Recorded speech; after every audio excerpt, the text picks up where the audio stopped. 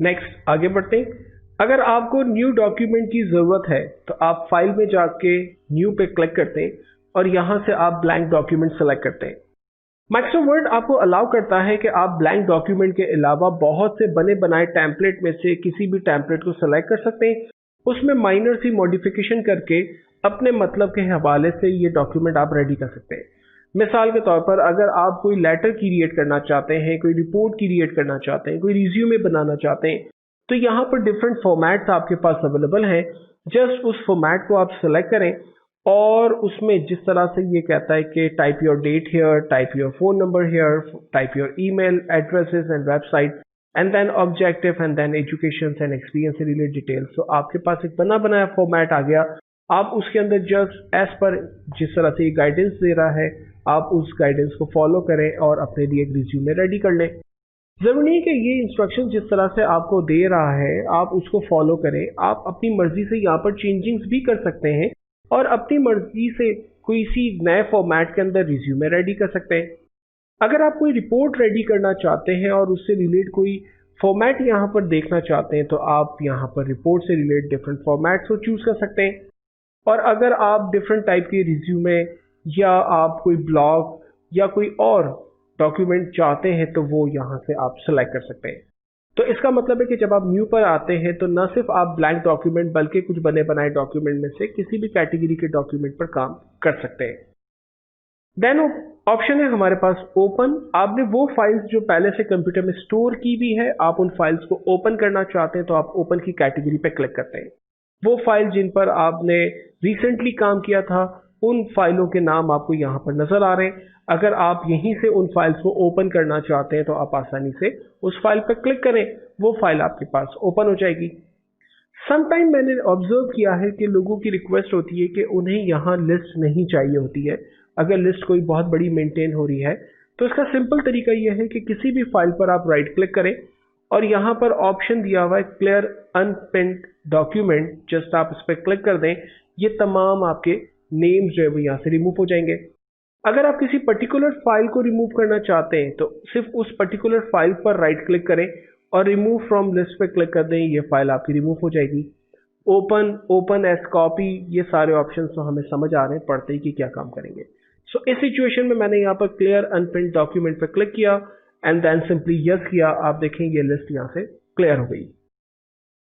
वो फाइल जो कि आपकी वन ड्राइव में मौजूद है, आप में से वो लोग जो कि हॉटमेल, लाइव या MSN अकाउंट यूज कर रहे हैं और आप ये चाहते हैं कि आपके वन ड्राइव में जो फाइल्स मौजूद हैं वहां से आप अपने डाटा को लेकर आएं, फाइल को लेकर आएं, तो आप यहाँ वन ड्राइव के ऑप्शन को चूज करते हैं। आपसे यूजर आईडी पासवर्ड पूछेगा। अगर आपका पर्सनल कंप्यूटर है या लैपटॉप है तो यूजर आईडी पासवर्ड आपने सेव किए हुए होंगे। आप जैसे ही इस वन ड्राइव पे क्लिक करेंगे बस इंटरनेट कनेक्शन आपके पास होना चाहिए, आपकी उसी ड्राइव पे चला जाएगा और वहां पर आपको जो भी फाइल ओपन करनी है वो आप ओपन कर सकते हैं। अगर आप अपने कंप्यूटर में मौजूद फाइल्स को ओपन करना चाहते हैं, चाहे वो किसी भी ड्राइव पर मौजूद है, किसी भी लोकेशन पर मौजूद है, तो आप कंप्यूटर के ऑप्शन पे जाते हैं।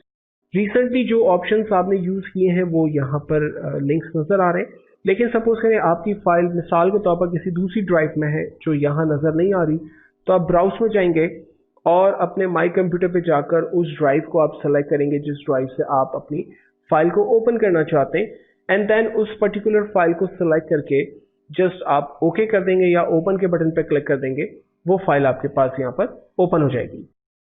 वो फाइल जो आपने रिसेंटली रेडी की है, अगर आप उसे सेव करना चाहते हैं, मिसाल के तौर पर ये फाइल मैंने इस वक्त क्रिएट की है और मैं ये चाहता हूँ फाइल सेव हो जाए, तो Ctrl+S शॉर्टकट है सेव की। अदरवाइज आप फाइल के मेन्यू पर आकर सेव के बटन पर क्लिक करते हैं तो आपकी फाइल सेव हो जाती है। अगर आप अपनी फाइल को पहली मर्तबा सेव कर रहे हैं तो डेफिनेटली यह आपसे फाइल का नाम पूछेगा और उसकी लोकेशन पूछेगा। तो ऐसी सिचुएशन में हम सेव एज के ऑप्शन पर क्लिक करते हैं और यहाँ पर हमसे पूछता है कि फाइल को कहाँ सेव करना है। अब की बार मैंने कहा कि फाइल मुझे मिसाल के तौर पर डेस्कटॉप पे सेव करनी है। कहता है कि फाइल किस नाम से सेव करनी है, सो मैंने कहा कि इस फाइल को पावर BI के नाम से सेव कर दे एंड देन सिंपली मैंने सेव के बटन पर क्लिक किया। आप देखें डेस्कटॉप पे मेरी फाइल ये सेव हो रही है। फाइल को सेव करने के बाद अगर मैं अब इस पे फर्दर काम नहीं करना चाहता तो मैं इस फाइल को क्लोज कर देता हूं और अगर मुझे बाद में कभी भी इस फाइल की ज़रूरत है तो मैं सिंपली फाइल में जाकर ओपन की कमांड को यूज करते हुए, अगर रिसेंटली फाइल यूज की है तो वो नाम यहाँ पर नजर आ रहा है, अदरवाइज हम कंप्यूटर में जाएंगे। अगर डेस्कटॉप की लोकेशन यहाँ पर नजर आ रही है तो आप डेस्कटॉप की लोकेशन को सेलेक्ट कर सकते हैं, अदरवाइज आप ब्राउज करेंगे, लोकेशन पे जाएंगे और अपनी फाइल को आप सेलेक्ट करेंगे। लाइक पावर बीआई के नाम से हमारी फाइल थी, मैंने उस फाइल को सेलेक्ट किया एंड देन ओपन, वो फाइल यहाँ पर ओपन हो गई।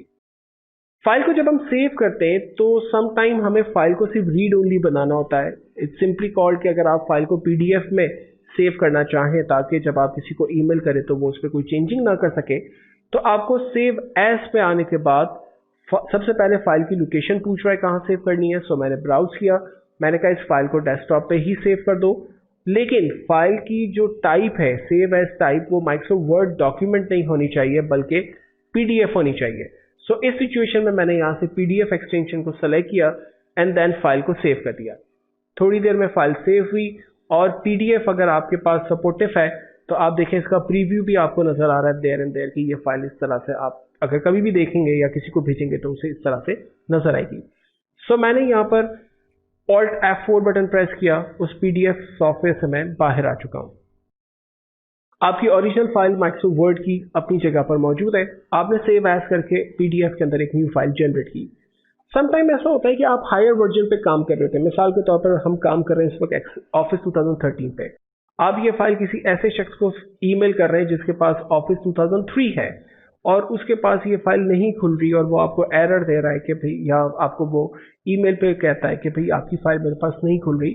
तो ऐसी सिचुएशन में आप क्या करेंगे, आप आएंगे फाइल में सेव एज के अंदर और अपनी फाइल को सेव करेंगे like office 97 to 2003 right document के अंदर, एंड देन किस लोकेशन पे सेव करनी है वो लोकेशन बता दें, किस नाम से सेव करनी है वो नाम बता दें।